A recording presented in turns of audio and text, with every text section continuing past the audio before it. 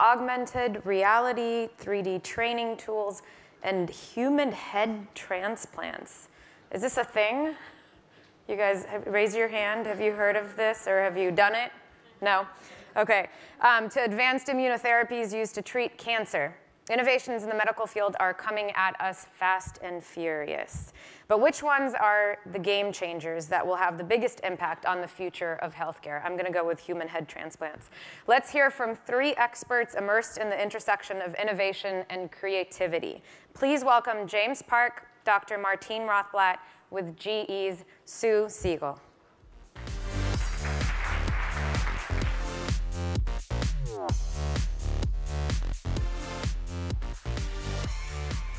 So good afternoon. I have to say, when I was told whether I could moderate this panel, and it was going to be called The Mother in Invention, I said, how do you turn that down? And then they told me who was going to be on the panel. And for those of you who aren't familiar with who our panelists are, Dr. Martine Rothblatt, to my right, well, both of them are to my right. Dr. Martine Rothblatt is CEO of United Therapeutics and has had an illustrious career that has ranged from being studied law, and also then went and co-founded Geostar, and then went on in the satellite space to actually start Sirius Radio, satellite radio, which has now become Sirius XM, and really changed the way we participate with radio. And if that isn't enough, something that you probably hadn't Googled about her, and she does many other things, but something you hadn't Googled about her is she's actually a jazz pianist and flautist. So something quite distinguishing in terms of some of the things she does. James Park is the co-founder of Fitbit. He's also the CEO. And James, very similar to Martine, also co-founded 2 other companies, both of them not in the health space. So when you think about that, it's really taking a whole bunch of different industries and then bringing them into the healthcare space, which is quite remarkable. Now, when you start to really think about the possibilities of these merging industries and being able to take advantage of what has happened in other industries and bring them into healthcare to really start approaching this notion of consumerism and decreasing cost and access, is something that you start to think, what could possibly help in terms of innovation and also in invention? So with that, I'm going to start with some questions here. And I'll start with a question for both of you. And both of you started out of the healthcare space. So tell me a little bit about what brought you into healthcare and why bring the experiences that you have into the healthcare space. And I'll start with you, James. Yeah, so I think the best way I can answer that is actually with the founding of Fitbit. It was late 2006, and I still had lots of time to play video games back then. So Nintendo had just announced the Wii, and I was super excited. Waited at Best Buy at 6 a.m. in San Francisco for like 3 or 4 hours. And I took it home, and that was really the first use of accelerometers or motion sensors in a consumer setting. You know, been using airbags and laptop hard drives, et cetera, but for the first time really exposed to consumers. And the way that Nintendo had melded sensors and really amazing software and made gaming and exercise together into something that was really active and fun and positive. That was what inspired me to start Fitbit with my co-founder. And what we thought was, how do we capture this magic and put it into a form that it could be with people 24/7, not just in the living room. Back then, it was primarily a consumer focus. We're thinking about how do we get the average American just up and moving more, healthier. And we hadn't really thought about what that meant for healthcare. I mean, we were just focused on surviving day to day. But I think that origin of really being focused on the consumer experience, how to motivate people, how to engage people, is now turning into something that's a critical asset when you think about healthcare and how to manage chronic conditions where behavior change and the psychological aspects behind it of motivation engagement are incredibly critical to being successful. So I'm I feel really fortunate having started out this way. So your transition really was all around knowing the consumer and potentially being able to engage in the consumer in a health perspective. Had you known what you were going to get into with all the regulatory elements in healthcare, we're going to come back to that in a second. So Martine, what brought you into healthcare? Your story is quite unique, and we'd love to hear a little bit about it. Thanks, Sue, for the question.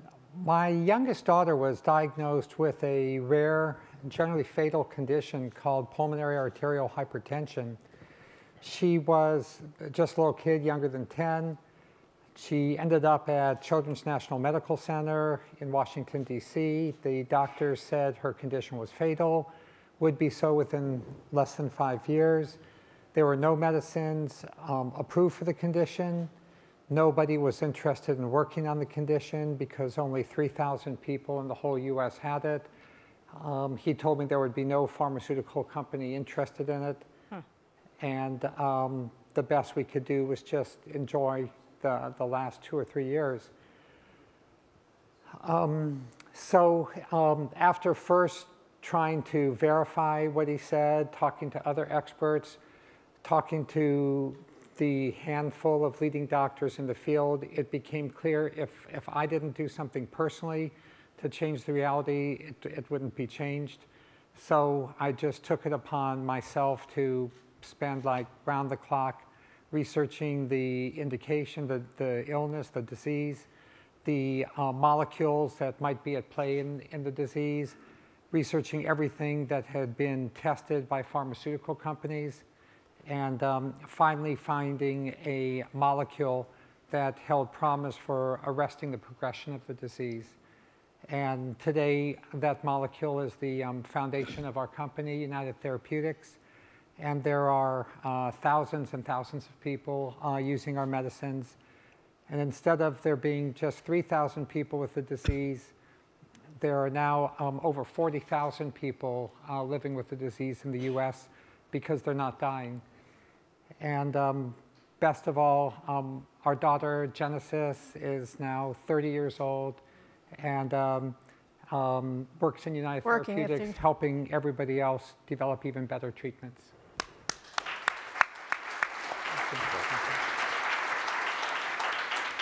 Now, if that isn't inspiring enough, Martine also, to actually synthesize this molecule, she had to find a chemist who would be willing, because it had 24 steps, I believe it is, and 2 of those steps caused explosions. She actually had to find someone who was willing to do this, and she did, if she'd pay them $100,000. And here we are. So an incredible story, to say the least. Yes, that's Dr. Moriarty, the former chairman of chemistry at the University of Illinois, Chicago. Now, Martine, you've also done a tremendous amount in a number of different areas. And you know, it was billed here, and we didn't really talk about this before coming out here, but it was billed here about this notion of head transplants. Well, they're not really head transplants, but you are doing things with regards to transplantation or the creation of organ and regeneration. And you're also doing something around the digital twin, if you'd like, where you're trying to capture consciousness. Talk about that a little bit. Okay, so thanks again. Very obviously mega question, but briefly, our company, United Therapeutics, is working to increase the supply of transplantable organs. Specifically, we focus mostly on the lungs. And today, there are about 2,000 lungs transplanted a year, but over 250,000 people a year die of end-stage pulmonary disease or lung failure. So clearly, the transplants that are occurring from human donors are satisfying just a very small percentage of the need. So we've developed a suite of technologies that allows us to increase the supply of transplantable lungs. The techniques also apply to kidneys, hearts, and livers.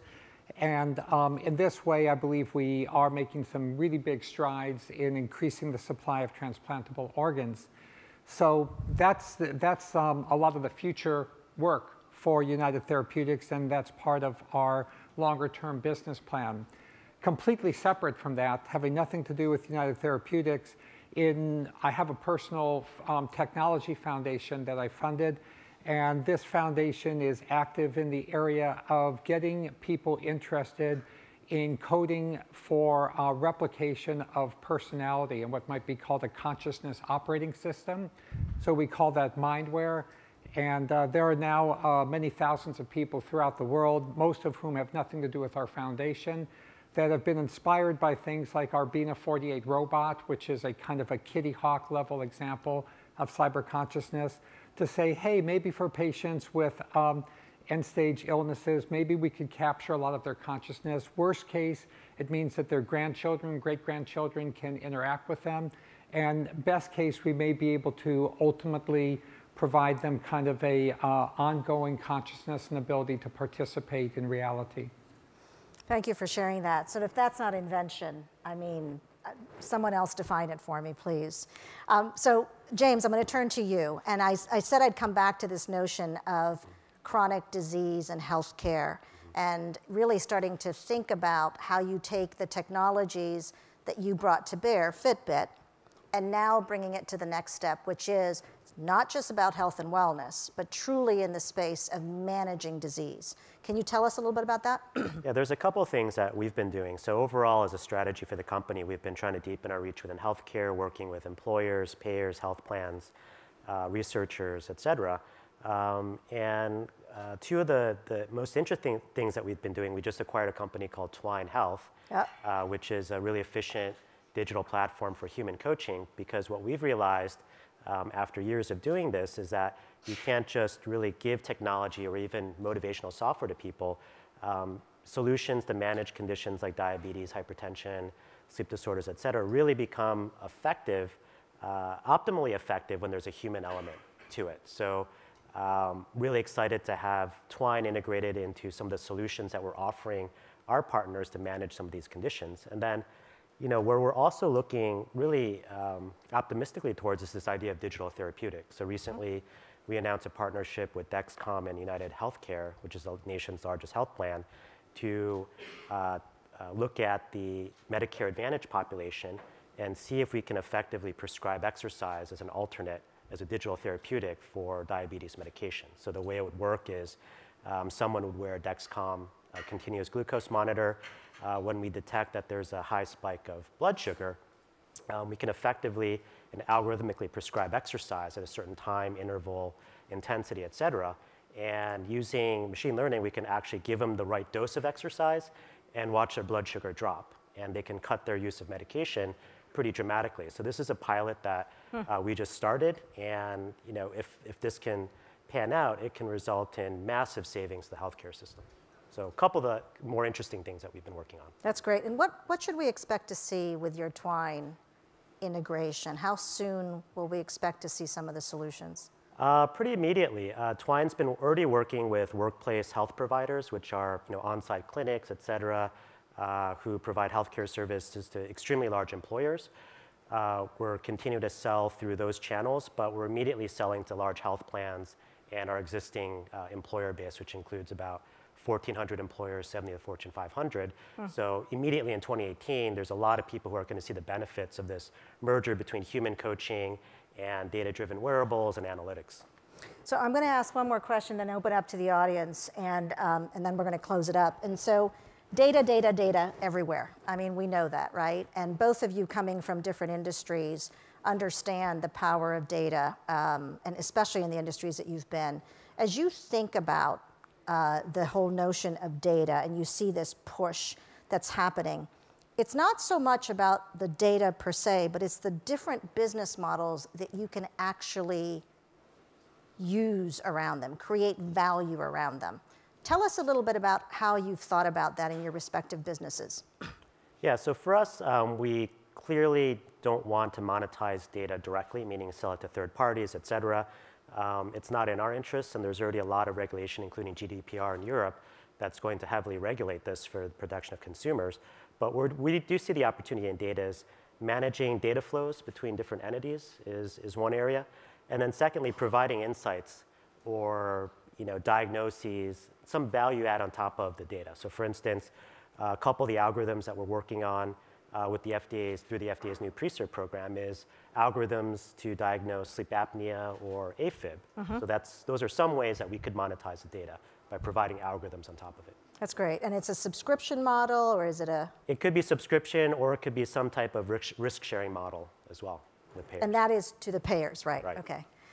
Martine. One of the more interesting things we're doing now is all of the patients that are in our clinical trials. We have about half dozen phase 3 and a similar number of phase 2 trials going on. Starting last year, we began genomically sequencing all of the patients that enter into all of our clinical trials. We're in a partnership with Human Longevity Inc., Craig Ventner's company that does this. And we're beginning to unblind the first of those studies toward the end of this year. We're really interested in correlating the results of the patient's outcomes, anonymized, with their genomic sequence data to see if we can associate particular polymorphisms with either especially good responses to our medications or especially high levels of side effects. Our hope is that we'll be able to submit this information to the FDA. They will end up putting it on the prescription label, and we'll be able to lead the way where physicians have your genome on their desktop, and they have access to cloud resources that could tell them, based on your particular genome, certain medicines are especially recommended or not recommended. And we can cut down tremendously, one, on the costs that involve you trying sequentially multiple medicines. We can cut down tremendously on the waste of a person's life who has a chronic, perhaps life-threatening disease, for them to try a medicine just because it was approved on average statistics over a very large number of people. Instead, we can more precisely target the particular medicine to the person's unique genomic configuration. And I believe like the data of genomic sequencing applied to pharmaceuticals, what we call pharmacogenomics, will be one of the most beneficent applications of big data in healthcare. Great, thank you. I'm going to turn to the audience now for any audience questions.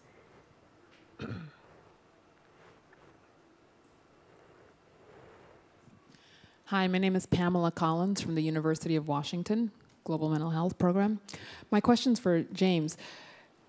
You mentioned actually bringing together the human element with a digital intervention, and this is something in the mental health area that we've been thinking about trying to figure out, taking advantage of the wonderful opportunities in mHealth, digital health, and so on. But tell me a little bit about how you're titrating that. What's the right combination of the human versus the digital?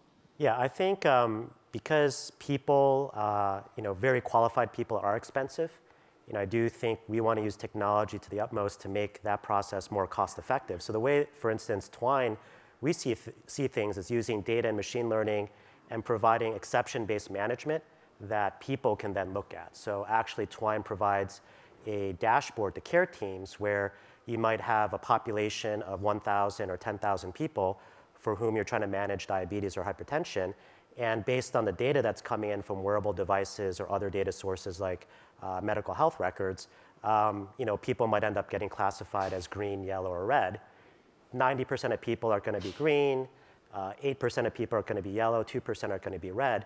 And the human care team can focus first on the people who are red, then yellow, then green.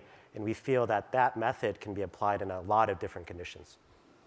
Okay, so I am told we are out of time. I'm going to do one quick question. Moonshot, you have 2 seconds to answer this. What is your favorite moonshot right now in healthcare? Anything that could help provide 90th percentile human-based medical care to 100% of people through AI. Got it. Martine?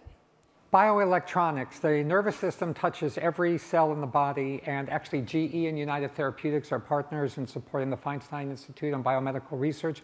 We are now trying to hack the nervous system so that we can manage and improve a lot of chronic conditions based on tapping into the vagal nerve and the entire nervous system. Love it. All right, with that, please, round of applause. Thank you.